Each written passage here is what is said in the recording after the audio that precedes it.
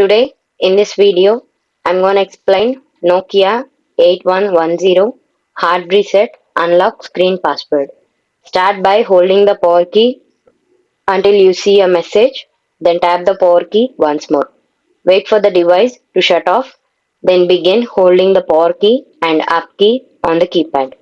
Once you see the KaiOS logo, release the keys and wait for the recovery mode to appear on the screen. Navigate to the recovery mode menu using the up and down keys and confirm selections with the power key. Select wipe data or factory reset. Confirm the factory reset by selecting yes when promoted. Once back on the main page of the recovery mode, press the power button to reboot system. After your phone powers back on, the reset process will be finished. After the reset is complete, your phone will be reset to its original factory settings. Follow the on-screen instructions to set up your device. This video helped you out, please leave a like and comment down below. If this worked for you, thanks for watching.